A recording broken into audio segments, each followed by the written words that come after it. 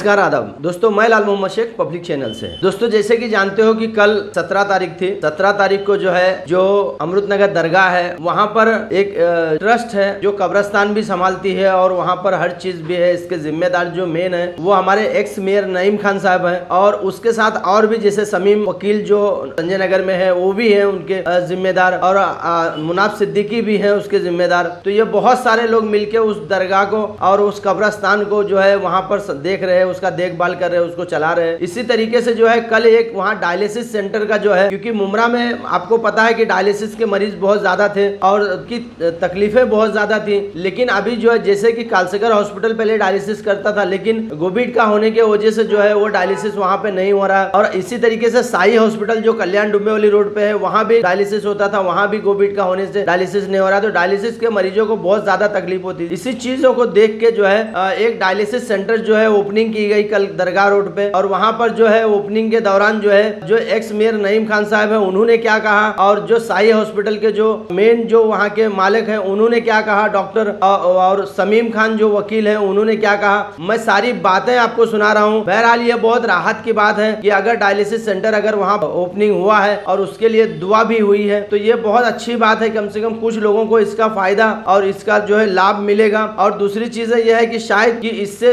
लोग अपना खुद फायदा उठाए, जो मुमरा वासी हैं ये उसको फायदा उठाएं और अपना इलाज वहाँ पर यहाँ वहाँ ना भागने से अपने शहर में और अपने अमृतनगर में जाके अपने घर वालों का इलाज कराएं। साहब आज जमीयतुल मुस्लिमीन डायलिसिस सेंटर का उद्घाटन किया गया है, क्या सेंटर शुरू किया गया, क्या कारण है और किस तरह से इस सेंटर का यहाँ पर संचालन होगा उसकी क्या जानकारी देंगे आप?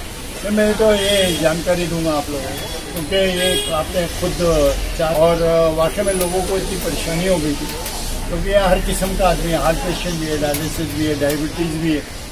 ये चीज़ों में बीमारियों के अंदर ये हो गया कि जब से ये कालसेकर इन्होंने खोला है कोविड का हॉस्पिटल खोलने के बाद, क्योंकि उनको ये सोचना चाहिए था कि कालसेकर को अगर कोविड बना रहे हैं तो ये जो लोग हैं इनकी सुविधा पहले करना चाहिए, लेकिन इनकी तरफ किसी ने नहीं देखा। इनको कुछ भी यानी डायलिसिस के होगा तो आप थाना चले जाओ, मुलुंड चले जाओ, इधर चले जाओ, डुम्बेवाली चले जाओ, ये सारी बातें थी। तो ये बात एक अच्छी नहीं थी। लेकिन मैं साई हॉस्पिटल डुम्बेवाली का डॉक्टर साहब का शुक्रिया अदा करता हूँ कि आज 4 मशीन का बेड है, एक छोटा मोटा है, बड़ी हस्ती है नहीं है, मगर ये एक शुरुआत है। 4 मशीन और 4 बेड है, 4 बेड है जी, और ये एक शुरुआत है और एब्सोल्युटली ये फ्री। इसमें आपको कुछ पैसा देने की जरूरत नहीं है, डायलिसिस का नहीं है, वो पूरा टाइडअप है और वो सीधा काम होते रहे। लेकिन मैं सिर्फ इतना ही कहूँगा कि मुमरे की तरफ जो नारियल फोड़ के कोविड का पहले उद्घाटन जिसने किया वो तो अच्छा हो गया, बाकी लाइन लग गई, कब्रिस्तान भी फुल हो गया। कहने का मतलब ये है कि अपने को पहले जनता को देखना, जनता का हालचाल समाचार देखना और फिर उसके बाद, क्योंकि अपन एक ही इलाके के लोग हैं, अपन मुमरा कौसा के लोग हैं। अभी कब्रिस्तानों का तो ये हाल है, आपने आपके चैनल पे देख रहा था, आपने भी इंटरव्यू दिया, ये दिया। आज कब्रिस्तान तो आपको मालूम में क्या हाल हो गया, बहुत बुरा, आज सब जगह फुल हो गया।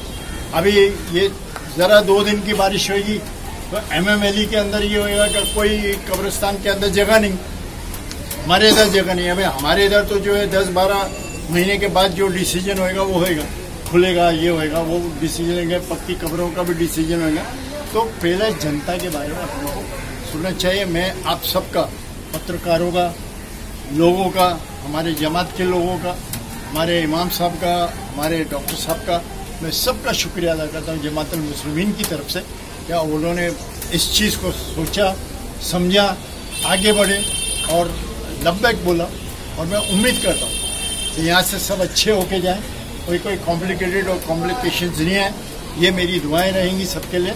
इतना कह के आप सबको मुबारकबाद देखिए अगर ये दवाइयाँ बांटी गई और इसका अगर अफेक्ट होता तो आपने खुद ने आपके चैनलों पे मैं देख रहा था 800 हो गए, 700 हो गए, 900 हो गए, 1000 हो गए, 1200, तो ये चीज़ नहीं होती। अगर दवा आज अफेक्ट करती है तो वो दवा का अफेक्शन ये होता है कि भाई आदमी तंदुरुस्त हो। नहीं, वो दवाई पावर के लिए है, वो भी नहीं बढ़ा है, इलाज नहीं है, वो भी नहीं बढ़ा है, आप नहीं समझे, वही तो बढ़ना चाहिए ना। आदमी की अंदरूनी कमजोरी होती है तो कोरोना पकड़ता है। जब इन्होंने ये दवाएं दी है कि भाई अंदरूनी ताकत आना चाहिए, तो ताकत भी नहीं है।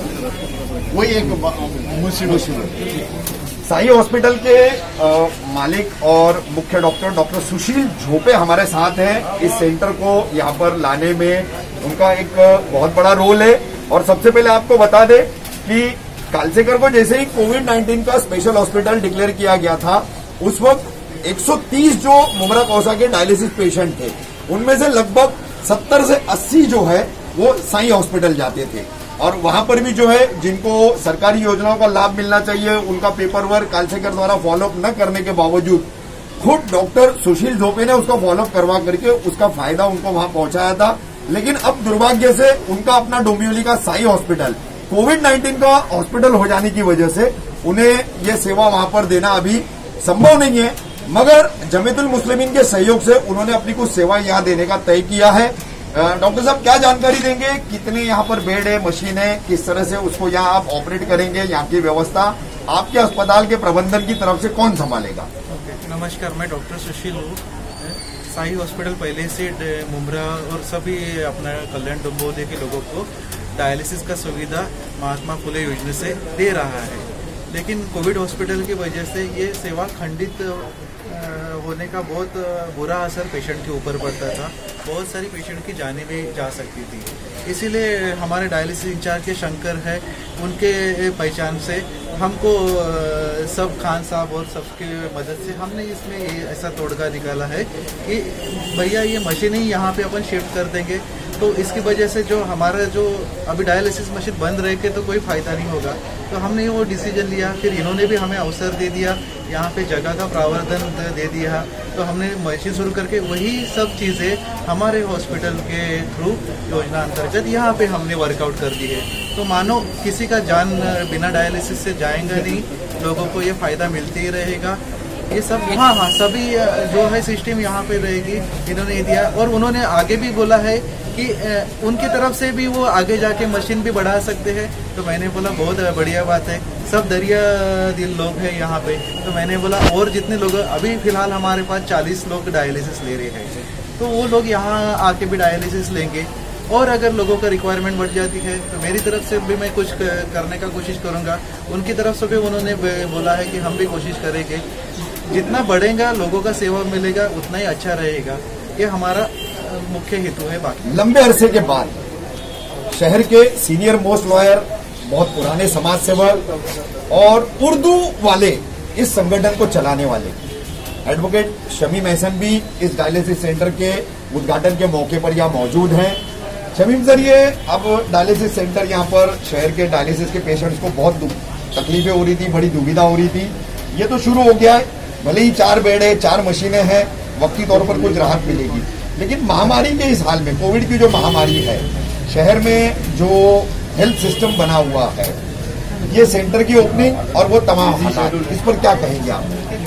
सबसे पहली बात तो ये कि महामारी के इस आफत वाले दौर में डॉक्टर झोपे और डॉक्टर गाड़गे वगैरह ने जो कुछ किया है, उसके लिए हम लोग जितना शुक्रिया अदा करें कम है। उनके अपने सोशल कॉज और सोशल मिशन को जो उन्होंने आगे बढ़ाया कि डायलिसिस पेशेंट को कोविड में कहीं कोई जगह ही नहीं मिल रही, सब नजरअंदाज किए जा रहे थे। कोई डोंबिवली जा रहा है, कोई थाना जा रहा है, कोई जुपिटर जा रहा है, जो पैसे खर्च कर रहे हैं। लेकिन ये है कि साई हॉस्पिटल का ये कुछ एहसान रहेगा हमेशा कि उन्होंने जो है कम से कम एक कदम आगे बढ़कर यहाँ पे सेंटर बनाया है। जमीयतुल मुस्लिमीन के एक जिम्मेदार, एक ओहदेदार के हिस्से से मैं सबसे पहले उन्हीं का शुक्रिया अदा करूँगा कि सब लोगों ने जो है कम से कम हमारी सोशल कॉज को, सोशल मिशन आगे बढ़ाया है। और इस मामले में जमात की तरफ से एक यकीन इस तरह दिलाया जा सकता है कि हम इंशाल्लाह आइंदा भी जो है सेंटर को बढ़ाने में मैं लाल मोहम्मद शेख फिर एक नई न्यूज के साथ हाजिर हूँगा। जब तक के लिए खुदा हाफिज।